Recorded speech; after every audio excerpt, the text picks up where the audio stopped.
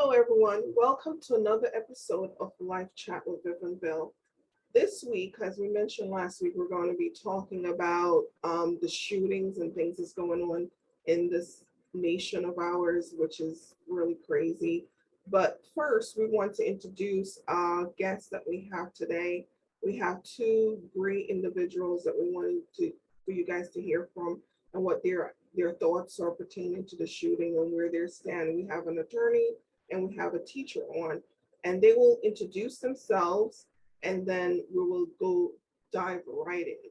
So let's start with Sue. Let's introduce yourself, let our audience know who you are. Sure.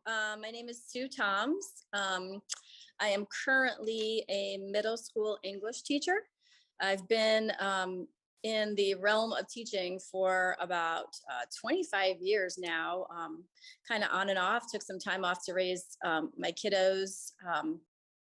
Mostly spent my career in the elementary realm, but kind of just recently moved into the middle school realm. So I've seen a lot of changes in those 25 years. Also a mom of three boys.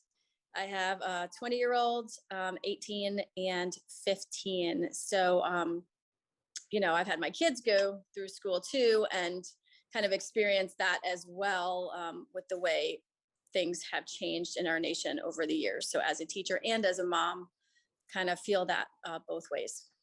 Thank you. We'll have our other guests. Hello, my name is Emeka. I'm an attorney. I'm a former assistant district attorney in the city of Philadelphia. So I saw firsthand a lot of the gun violence that unfortunately is plaguing most major cities in America. For every shooting that you see in the news, there's probably about 50 others that didn't make the news. So I saw it firsthand. I currently have a practice now that consists of civil rights cases where we deal with people who may have been shot by the police. So the other end of the spectrum in terms of gun violence. We also do some criminal defense as well too. In addition to maintaining my own practice, I'm also a military lawyer. And obviously as a military lawyer, we don't call them guns, we call them weapons in the military because we use them for a different purpose, not to take life unnecessarily, but to defend life.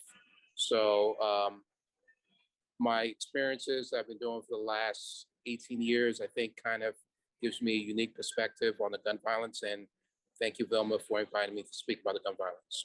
Thank you. And just to explain to our audience, because they may be wondering the movement going on there, our lawyer, Emeka, is actually doing this from the airport in Pittsburgh. His flight got delayed and he still waiting on a flight out, but he was so kind enough, I'm like his mom. He said, I'll do it for you. So I really appreciate it. So for those of you who are listening and watching, the audience, that's the reason why. And he is going to be going out shortly. So we're going to let him talk. We may not have a chance to ask questions, but if you don't see him, that's the reason. So we are grateful that he can give us even this little bit of time. So what do you want to say? Because with everything that is happening, we have so much argument that is going on.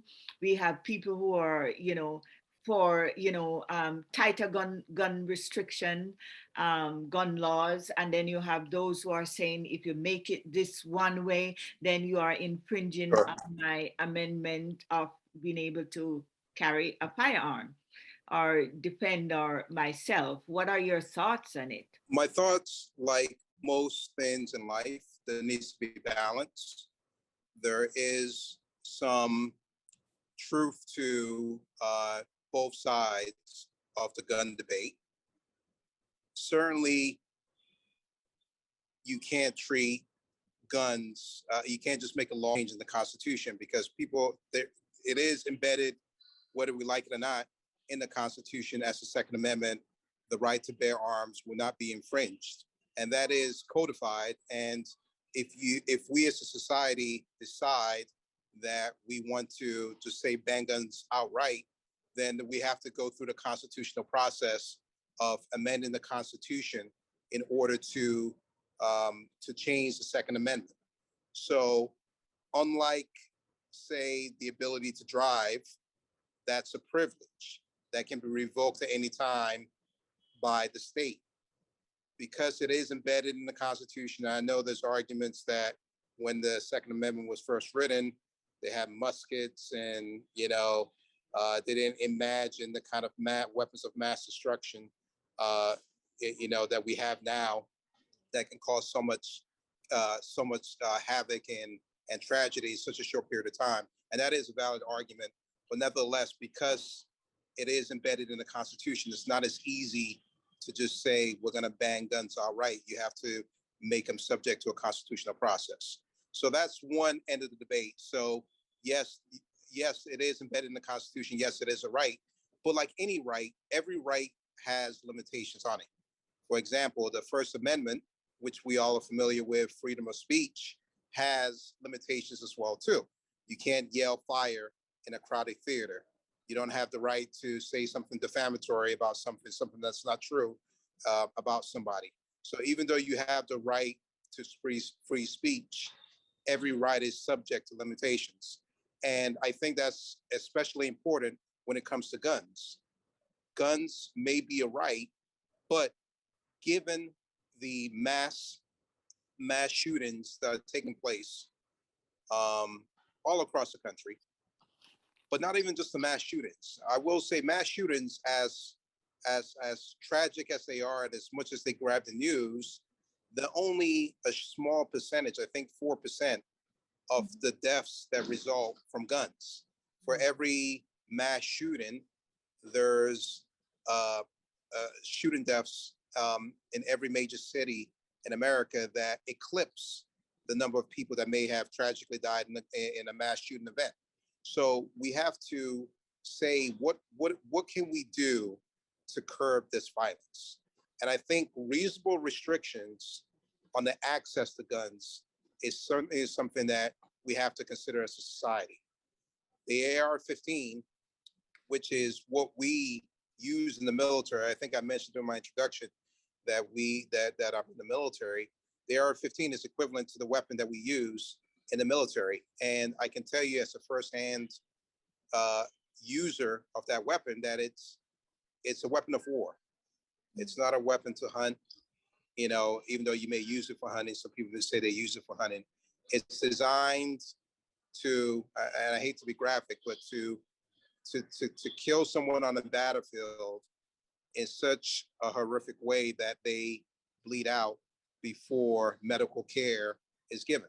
I mean, it was designed as a weapon of war, and war is about destroying your enemies. So that is not something that we should give lightly into the hands of an 18-year-old.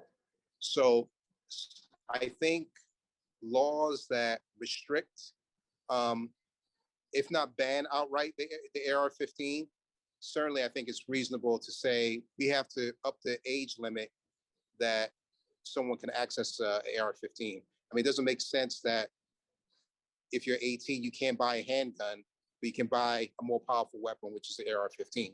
So we certainly have to raise the age limit. And why that's important, Vilma, is most of these mass shooting events are done by 18 or younger, because they're adolescent. Most of the shooters are adolescent males, and it's a proven scientific fact that at that young age, the male adolescent brain is not developed enough from an emotional point of view to be able to handle such a weapon of mass destruction. So I certainly think we need to look into raising the age limit. I think we need to, as far as school shootings, and I'll be very interested to get the perspective of a teacher. So it may be a little too much to require teachers themselves to actually be armed, but certainly children are our most precious resource. So every school should have a dedicated school police officer. I'm talking about from elementary, middle school, high school, because in the unfortunate event that you do have a mass shooting, there needs to be at least a deterrent to someone committing a mass shooting event. If you notice, most of these mass shooting events are done at soft targets, places where they think there's a low likelihood of running into somebody who will actually have a weapon to shoot back at them. So grocery stores, churches, schools, these are all considered soft targets. So given the fact that children are our most precious resource, and no parent should have to even think that once they drop their child off at school, they may not see their child again because they were lost to gun violence. So I think we need to have a level of protection at the school level to make sure that our children are protected. Mental health is another aspect. I think that's something that's not addressed enough. I do believe we're in the middle of a mental health crisis that's been exacerbated by COVID. And I think we're seeing the effects of that now. The fact that people are acting out in such a violent way, we are record highs in every category of violent crimes, and it's something that I think there needs to be leadership at the federal level, the state level, the local level, to really address the mental health crisis that's going on. And one other thing, Bilma, and I apologize for rambling on, but one other thing I think we need to talk about is the violence itself in our culture. I mean, the violence in the video games, the violence in the movies. That's not often talked about because people don't realize the cause and effect of people viewing these violent scenes, imageries in the video games, which simulate actual shootings. The shooter in Buffalo who went into the grocery store, he was a gamer, and in fact, he actually filmed himself going into the grocery store and slaughtering innocent people. And you have to, when something like that happens, we have to ask ourselves as a society, are there things that we need to change? Or do we need to regulate to make sure that young, vulnerable minds are not exposed and desensitized to violence at such a young age? So it's not an easy problem to address. It's very complex, but we got to start somewhere. Enough is enough. The violence is at all-time high, and it's time that we address it as a society. Thank you so much. Wow. Thank you. Thank you. Covered a lot. Well, I have a question. You know, we've been dealing with this for Sure. many years, Mecca, and they've been saying, okay, we're going to change the laws, or we're going to up the age limit for those individuals who can purchase guns. But it seemed like every time we have a big shooting or a school shooting, everyone get gung ho, but then things just die away. So are we actually doing anything, or we're just talking?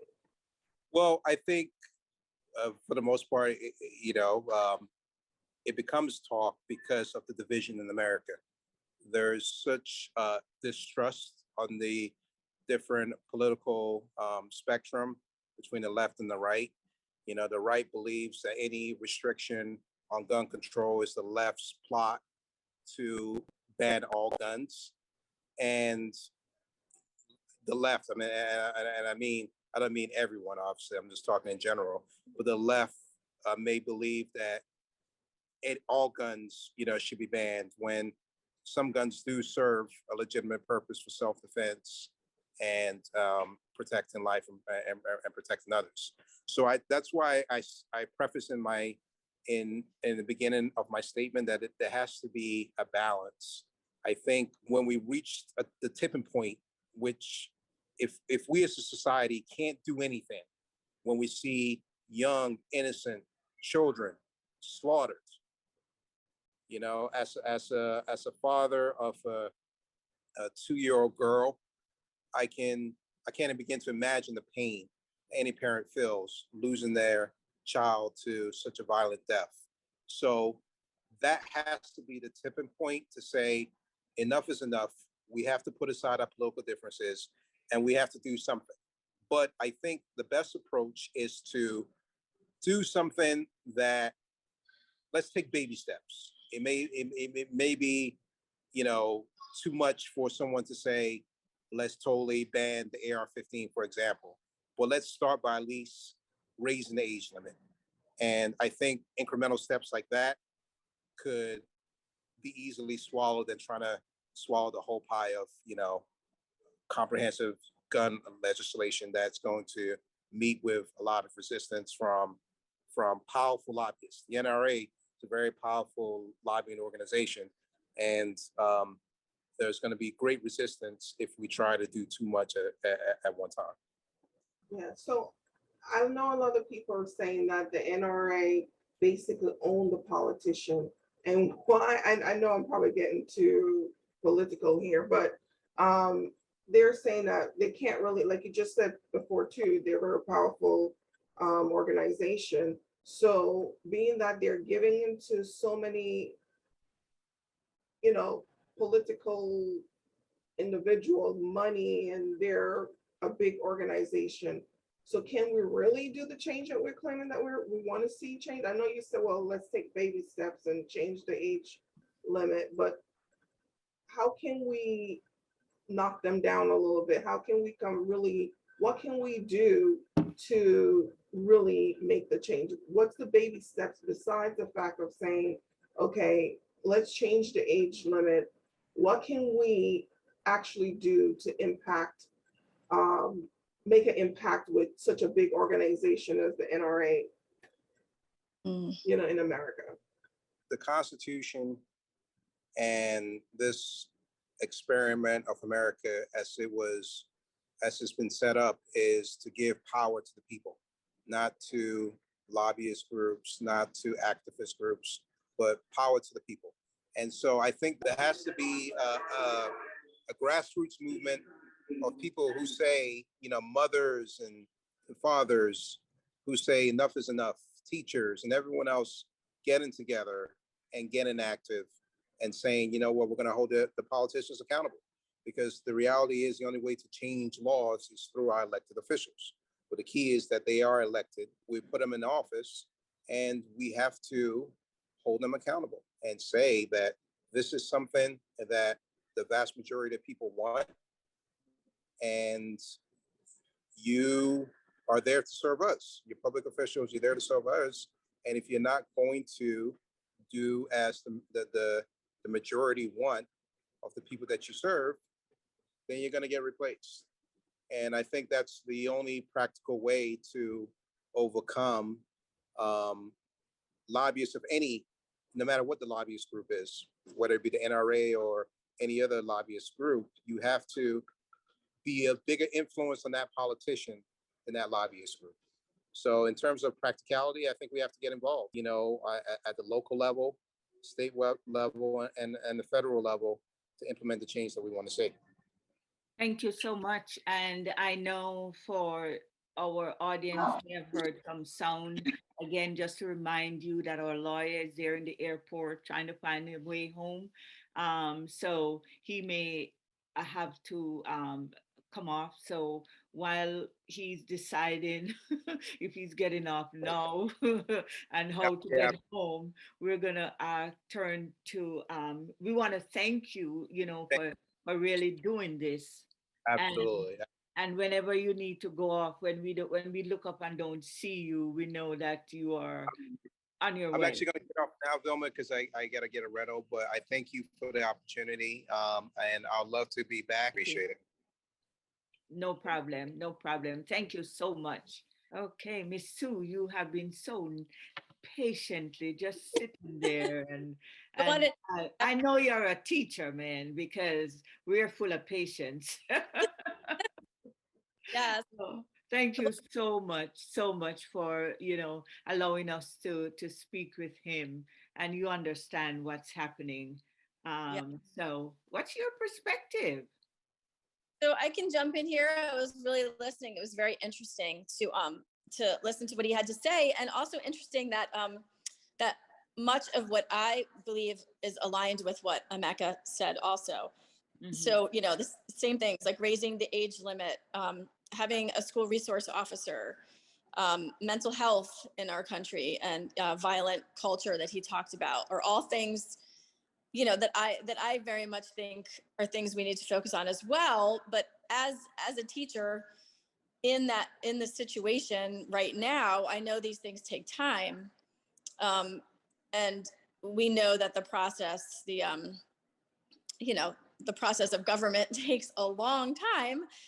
And like he said, baby steps, but I don't necessarily know that that makes me feel safer in the short term, because if we're going to take baby steps, I'm still going to be teaching through those baby steps.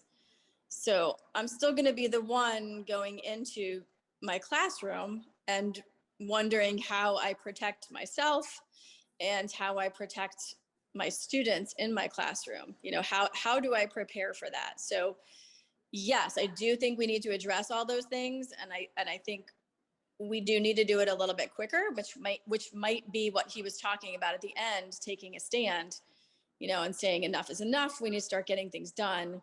But in the meantime, I think to myself, how do we better prepare ourselves now, like right now, for this culture that we are currently experiencing?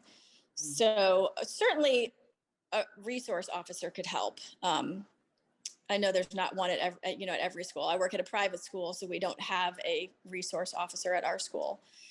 He talked about arming teachers, and I don't know how I feel about that. I don't feel like I would be the person to be armed. I've never shot a gun in my life. I really don't intend to shoot a gun. Not a gun person, not a hunter, nothing like that. But on the same token, it might make me feel better to know there are people in my building who are armed. Does it have to be a resource officer? Or could there be a certain number of staff members who are, trained to use a weapon? I don't know that would necessarily be a deterrent, I guess, because somebody might not know that is the case. But it could make, it could help if you knew there were people there who could step in to do something like that. Other protections we think about, we obviously have all the door locks on the buildings, and our classroom doors are always locked, which, it's a pain because, we come in and out of the classroom all the time. So you're constantly locking, unlocking. And I'm not going to say that occasionally it doesn't get locked because you forget. I mean, that's the reality of what happens. But that's at least some line of defense. But I feel like we don't train our students very well in the process. We've taught them to basically hide. If somebody comes into the building, if there's an intruder who has a weapon, it's not going to really do you a whole lot of good to hide under your desk. You're sort of a sitting duck at that point, right? So we probably need to change our protocols of what we train kids to do, because the reality is, he's right. If someone comes into your classroom with an AR-15 rifle, hiding under your desk isn't going to do a whole lot of good, but throwing a desk at the person could save lives. I don't know. I know there's other strategies to talk about. And I know that schools are rethinking that whole process. So they're trying to figure out, well, what would be a better way to prepare in the short term if this were to happen at your school. So I know from my school's perspective, we are getting training. So I'd be interested to do, and what they now want us to teach the kids to do, to see if, I mean, I've gotten so far as to think, what could I have? Could I have a baseball bat in my closet? That could possibly do something. Mm-hmm.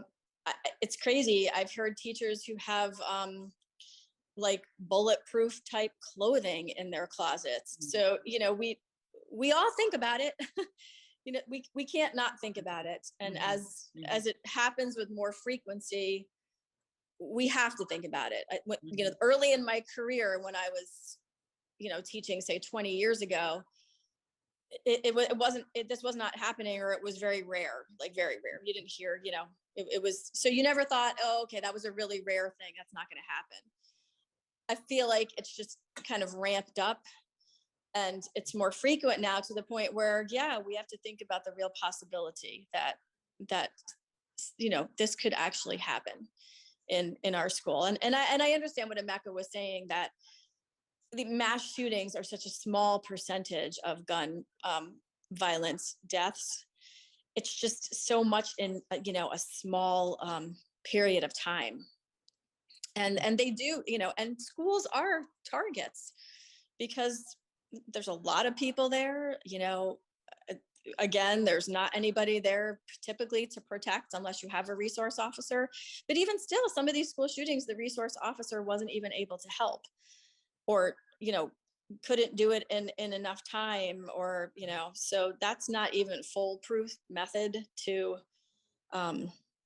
help. So so I'm kind of looking at both of those as, yes, I think we definitely need to make changes, but they're not going to happen fast enough for what I'm doing right now. So I kind of have both of those things going on right now. How can I better protect in my classroom right now, and what can we do to help in the future? And I do believe mental health is a really big thing that we need to talk about. Why these kids feel like this, and they are kids, most of them, they're kids who are doing these things. So that's kind of where I'm at. I'm kind of stuck between those two worlds, I guess, what's to come and what we have to deal with right now. So I hear you, and you kind of answered a question that I was planning to ask later on, and that was how we teach students. There was a person that I listened to, I didn't come up with this idea, and who was a part of the Obama administration, who helped. I think she is, was she a police? I don't remember, but she was helping with talking about, what should be done in schools and the training, etc. And she also commented on that, not to teach students to hide, but to fight. And they were trying to see if they can, make that more understandable to teachers and to those who are doing these drills, to teach them to fight. And I hear you talk about it. And yes, two kids could probably take a desk up and throw it. Even the scare of it would probably have him, Right. look away. Yeah. But Yeah. I have something else that I want to tell you you could use in in addition to the things you said. Okay. You know what a slingshot is? Yes. Yeah. You could carry one in your desk with a stone and be like David, and just Take down Goliath, right? yeah. Make sure you aim for the forehead. So I did teach. So I've taught at various schools, throughout my career, and I did teach at one school recently who they didn't just teach their students to hide. They called it fight, flight, or hide. So depending on the situation, you could, obviously if someone's entering your classroom, you have to fight, because there's no hiding if they're actually getting into your classroom. But if you can get away, so I know some schools will say that they're going to announce, intruder, and they'll tell you where the intruder is in the building. So if it's all the way on the other side of the building, it's a possibility you could get out another door, and in that case, you shouldn't hide. You should flight. You should fly. You should get out of there if you can. And then there are situations where hiding probably would be appropriate. So, maybe we need to teach kids, all three of those options. And the sad part is, as a teacher, I feel like I'm going to be the one who makes that decision. And that's a lot of pressure. Like if I tell the kids, okay, we're gonna get out, we're gonna get out of the building now, and then you go into the hallway and you made the wrong mistake, or the wrong decision, that's potentially life-threatening to them, right? So it's hard, to know what to do. My particular classroom, I have nice windows that you can get out of, so I know that's always an option for me to, you know bust out the screens because they come out really easy, and open the windows and try to get the kids out as fast as I can out of the window. But again, that's assuming that you don't have someone who's actually coming into your classroom. So there's so many things to think about. It's like, and you can't possibly prepare yourself for what will happen if you were in that situation. What would I do? Will I know what to do? Will I? And every teacher I know would lay down their life for their students. So it's not a matter of me getting out, it's me trying to get my kids out, which my kids go, my own kid goes to the school that I teach at. So, I got to think about that too. Like, I'm protecting my class. At the same time, I have a student, my own child in the building as well. So it's just, there's a lot of things to think about. A lot. So yeah, it does. I could only imagine because I'm not a teacher myself. But when you heard the last one, I know we hear about a lot of shooting that's going on over the years. So when you heard about this shooting or any particular shooting, does it affect you even though you're not actually, being that you're a teacher, you're not actually at that particular location? Does it affect you in any way? Does it make you think, okay, could I have done something different from that particular teacher? Mm. What goes through your head when you hear these particular shootings? Yes, 100%. You relay it in your mind, and you're like, why was the door not locked? Like, why? I mean, how did that person get into the building, first of all? And then I think I heard correctly that the teacher went to lock the door once they knew somebody was in the building, like lock the classroom door. It wasn't locked already, and by that time it's too late. If your classroom door isn't, I mean, you just don't have enough time to be out there turning the key in the lock, or whatever. So in my mind, first of all, I'm like, why was it not locked? And then second of all, the kids were all hiding under the desks. So you're like, you got into the classroom, and then there they are, just sitting ducks, under the. So yeah, you run through the scenarios like, well, what would I have done? What would my kids be doing? Wouldn't it have been better to, have a baseball bat and try to, if they come in the door, beat them with the bat or throw a desk, something like that, and why was the outside door, open? Who is in charge of that? But you know what? The reality is people prop doors open. I've experienced it. Now, I think about it maybe more than many, because my classroom is the first classroom when you come in through one of the doors of our school. So if that door were breached, guess whose classroom is first? It's mine. And there have been many times that I have gone out and seen the door propped, or it's not locked, and obviously we're trying to work on that more. And as you hear more school shootings, hopefully we get more vigilant with that. But you get lax after a while too, and someone needs to run out to their car. They prop the door. They unlock it, but then they forget to lock it back up again. So the reality is you don't want that to happen like the worst possible time, but who knows, it could, right? And then it just, you can't help but envision when something like that happens, that it was your classroom and your students, and those images run through your mind, even though you don't want them to, and you think, what if those were my students, like lying dead on the floor in a classroom? I mean, it's just, it's horrifying, and it gives you nightmares. And part of me doesn't want to go back. There's a big part of me that's like, do I really want to do this job? I mean, I think, I know I still will, but I don't know how many more shootings will there be before I say, nope, I'm out, I'm done. I I'm hear not, you. I just can't. I Yeah. hear you loud and clear, loud and clear. Yeah, yeah, and I have to say, you're absolutely right. When you have a lull, you tend to drop your guard about Mm-hmm. what is happening, and then the minute you do so is, the minute something happens, but then you think about it again, is you have to be always on heightened alert. You Yeah. always have to be thinking. You cannot relax.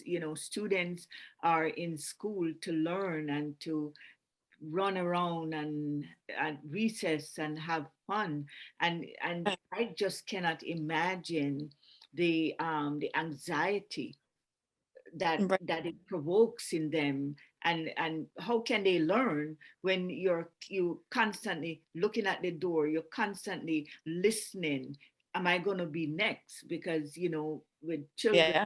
these things get magnified, and they think the worst of everything. That's no way to live. That's not a normal life. Yeah. No, and I think we're getting more abnormal as time goes on, right? Or maybe it's the new normal. I don't know. But you also have to consider the fact that most of these students or kids, most of these kids who do these shootings were students at these schools. Mhm. So we as teachers need to be aware of that too. We need to be aware of the fact that these are kids who we taught, Mhm. um, or kids who we saw were struggling, um, with mental health issues or with isolation or with being with the weird kid, like it's I think pretty much all of them have gone back to their own school that they went to. Mhm. So familiar territory for them, which as teachers we need to be ultra aware of that fact, because maybe you can help a kid Mhm. before they would get to that point, Mhm. right? But it's something that we definitely need to be mindful of as well, that these are kids we might know, Mhm. or at least have been to that school before. So that's something to think about too for the. Mhm. That's a great point. That's a great point that you made about they were former students. And we need to stop overlooking things. We need to stop when we see a situation. We need to dig deep. We need to dig deep and don't just pass students over. And then at the same time, you don't want the a teacher to say, I'm not going to discipline, I'm not going to do so and so because I'm afraid they will come back at me. So it's, Yeah. where do you draw the line? Yeah. Well, what I have found, working with middle school students is, if you take that hard line approach with them, um, yeah, they're going to push back at you because, that's maybe their age or I don't know, something. But when you discipline a student with love, and let them know, why it is you're disciplining them, and it's because you care about them. They're much more receptive to it Mhm. when they feel loved and appreciated and wanted and accepted. And in fact, I don't even know if most of these school shooters were discipline issues. I think they were the kids who were, I mean, maybe, I'm not sure, I haven't delved far enough into that, but from what I understand, they were always the kids who were isolated, didn't have a lot of friends, Mhm. um, didn't feel accepted, you know with Right. or that they belong, and you have those kids. So it's how do we reach that kid, how do we help the other kids to help them to feel accepted even though they're different, and maybe not necessarily like them. And a lot of it, Emeka talked about the violent culture of the video games, and I think the cyber world has just Mhm. ruined some of Mhm. these kids because they don't know real life. They they live in a made Make up believe. world online. Mhm. Yeah, they may be shooting people in their video games, but they also are only talking to people online. They're not talking to anybody in person, so they don't have real connections to people. And isolation is a huge, huge factor, and they want glory and fame because then somebody will finally know who they are, right? They'll know, they'll know their name, they'll get recognition. And there's a definite profile. So, I was talking to my husband, who's an attorney, also about this. And I'm like, I don't understand how we can't work with these profiles and gun laws, and his, position was it's kind of vague, right? How do you can't just say, I'm not gonna sell you a gun because you're weird. I mean, like, but there has to be a way to have red flags. I guess it's the red flag laws, right? Like who's a red flag? How do you determine who would be a red flag to own a weapon? Because there is this very distinct profile, at least to these school shooters. So I don't know if that's something, I'm sure somebody somewhere is thinking about that, but we're always aware in school of students who might fit that bill, and trying to work with them, which requires a lot more counseling. We need more school counselors. There's not enough of them either. So, that's another resource that could be used. It's just, it's a lot on top of trying to teach the kids. Yeah.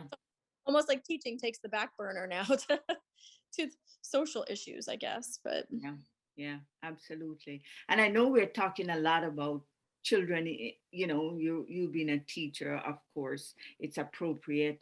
But how about, like this man who was in a lot of pain and in Tulsa, and he went and he killed his doctor, and he killed 5 people at the medical center because he blamed the doctor. He couldn't get any relief from his pain. And I'm thinking, is it that we have a world gone mad? It's like, yeah, it's a valid question. I mean, obviously there had to have been mental health issues there as well, right? Because somebody, you know, just anybody normally would not think that would be something that they would do if they were unhappy with their doctor. but the funny thing is, Sue, I was talking to another individual, an adult, and she was experiencing some pain, and I will try to make it as anonymous as possible. And she said, this pain is so unbearable. I really could see how that person went and killed that doctor for being in so much pain. Yeah, well, and if you think about it too, You know? about like the instances of road rage and how many more of those have happened recently, or like, I'm looking at, every day you watch the news from Philadelphia, and 2 people get into a fight outside of a bar, and all of a sudden one's shooting the other one dead. I guess it has ramped up where it's our violent culture again, what Emeka was talking about, right? Not just video games, but our actual violent culture, that the only way to solve our problems is through violence. Mm-hmm, mm-hmm. We don't talk things out with each other anymore. We don't look at each other's viewpoints and respect each other's opinions. We just, resort to violence, or, yelling, or my position's right, yours is wrong. So I don't know. Our world has kind of gone a little crazy. Yeah. And I know, Vivian, we're getting close to our time, but just before you go, I just want to say one thing, because I'm also in education, Okay. and I'm also in the medical world as well, the medical field. And one of the things that I want people out there to know and to understand, when we talk about a shooting, when we talk about a child that is shot and a child that is dead, you're not looking at, as they show on the movies, somebody laying down with a spot of blood on their shirt, or a mark on their forehead. You're looking at unrecognizable people. And this is the picture that I think we want people to get. We hear about a shooting and the person so many die, and we have the picture of just laying down bleeding from somewhere. We want people to get it that these people die horrible death. These Yeah. children die horrible death. It's difficult to recognize them when you Yeah. go in with a shotgun or whatever it is. They are splattered. Yeah. I think this time around, I feel like that was made a whole lot more clear. Okay. I Yes. think I think about I think it was the actor Matthew McConaughey, Right. right? Who had the shoe, Sure, the green shoe shoe, right. sneaker to say this is the only way that they identified this little girl, Mhm. by her shoe. And I don't think people think about that. Like, No, they don't. They yeah, don't. yeah, it's horrifying to think about that. And maybe that's why people maybe are feeling a little more strongly now too, is that they made those details known, the gory details that they Have didn't to. recognize kids. They had to have DNA samples to figure out who was who. I mean, that I can't. The people who went in there to do that, I don't know how they're going to need help, mental health help, because I don't know how you see something like that and it doesn't scar you for life, Mm-hmm. you know? So yeah, Yeah. that was a point though. Yeah. It is, what do you bury? This is what I have in this coffin here. Yeah. Yeah. Yeah, and it takes me back to the first person who did that. What was his name? Oh my audience don't get at me. Way back, Bibbling. Was it Columbine? You're talking about No, Columbine? no, he way back, and this black guy that was lynched. Oh, Ah, oh boy, I will have to put that out there somewhere. He was lynched, and his mother said, oh, okay. Yep. Emmett Smith, Emmett. No, oh boy, not that. But Emmett was his name, and he was lynched. And when they said it's a closed casket, his mom said, "No, no, let the world see what they did to my child." Yeah. Emmett Yeah. Till, Emmett Till, yes. It, So it's, yeah. Mm-hmm. you become, and I think the kids in their video games are desensitized too. I don't know how gory the video games get, but I'm sure it's not, as real life, Mm-hmm. as it could be. So, but yeah, that's a really All good point. right. I think we'll have to continue this conversation. What do you think, Beverlyn? Yeah, definitely. And have Yeah. Sue back on. Hear from the police officer too. I think that would be a really good. Yeah, I have to wait until things die down, then get him on because there's so many things going on, through Yeah. because of public. Um, they have to be careful what they say at this time. Of course. What's going on. But Yeah. we do appreciate you coming on. And you have any final words or anything that you want to leave our audience with, Sue? Um, just that it's definitely time for change. I think like you said, Vivian, before, it can't just be words anymore. We we need to, we really need to start talking about these things. I believe the majority of Americans feel like there are changes that can be made. So we do need to start holding our legislators accountable to that. So, we can't just let it go again until the next one happens. Thank you so much, Sue, for joining us in Mecca, wherever you are. If you got that rental car or whatever, we thank you. Appreciate you coming on and just briefing us a lot on what you had to say was really good points. So thank you guys once again. This is Live Chat with Vivianville. We appreciate you. Goodbye. Bye.